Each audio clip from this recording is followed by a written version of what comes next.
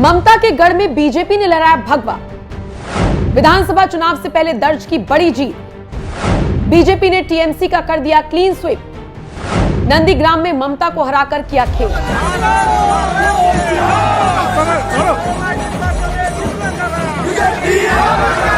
पश्चिम बंगाल में 2026 विधानसभा चुनाव से महज कुछ महीने पहले जो कुछ भी हुआ उसने टीएमसी की टेंशन को बढ़ा दिया होगा, क्योंकि इस बार सीधे ममता के गढ़ नंदीग्राम में खेल हुआ, जहां बीजेपी ने भगवा लहराकर टीएमसी का क्लीन स्वीप कर दिया।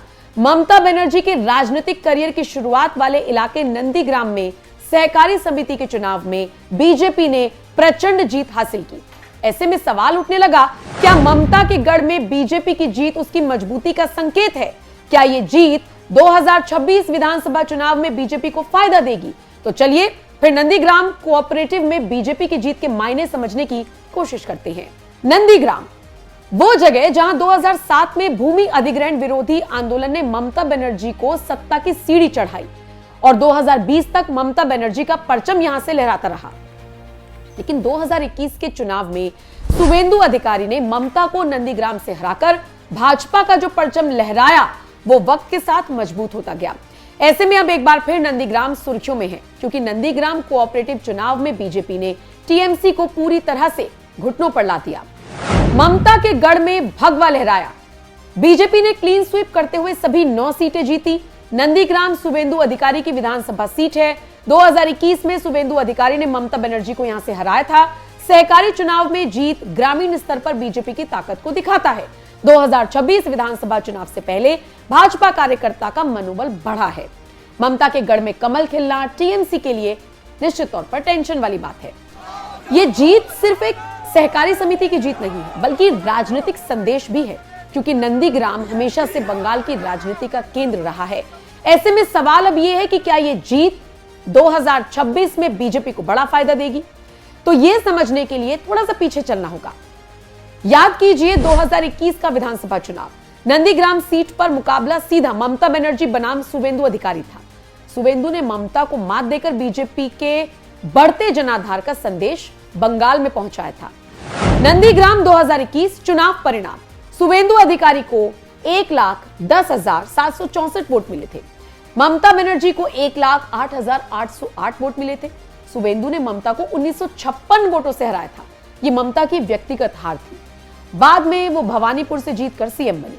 बीजेपी की इस जीत ने नंदीग्राम को बीजेपी का गढ़ बना दिया, जिसका परिणाम यह हुआ कि अब सहकारी चुनाव में भी बीजेपी में क्लीन स्वीप हुआ और टीएमसी को हराकर ग्रामीण इलाकों में बीजेपी की पकड़ मजबूत हुई।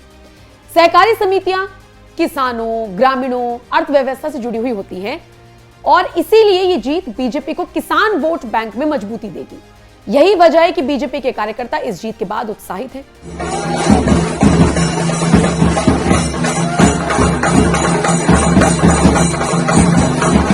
यह उत्साह बता रहा है कि बीजेपी के कॉन्फिडेंस को कितना बूम मिला है। इस जीत के चर्चे बंगाल से लेकर दिल्ली तक हैं। अमित मालवीय ने जीत पर ट्वीट करते हुए 2026 के विधानसभा चुनाव को लेकर भी बड़ी बात कह दी। अमित मालवीय ने लिखा, पश्चिम बंगाल में आने वाले समय की झलक। भाजपा ने नंदीग्राम सहकारी कृषि विकास समिति के चुनाव में शानदार जीत हासिल की है। परिणाम भाजपा 9, टीएमसी 0, वामपंथी 0, कांग्रेस 0। नंदीग्राम ने स्पष्ट और निर्णायक रूप से अपना संदेश दे दिया। ये कोई आकस्मिक परिणाम नहीं है, ये एक संकेत है। 2026 के विधानसभा चुनाव का स्वरूप बिल्कुल ऐसा ही होने वाला है। बीजेपी की जीत कार्यकर्ताओं का उत्साह बता रहा है कि ग्रामीण इलाकों में बीजेपी ने अपनी मजबूत पकड़ बना ली है।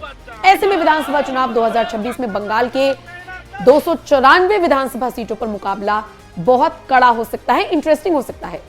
2021 में जिस तरह से बीजेपी ने ठीक ठाक प्रदर्शन किया, अब 2026 चुनाव में उसी प्रदर्शन को बेहतर करने पर सबकी नजरें होंगी।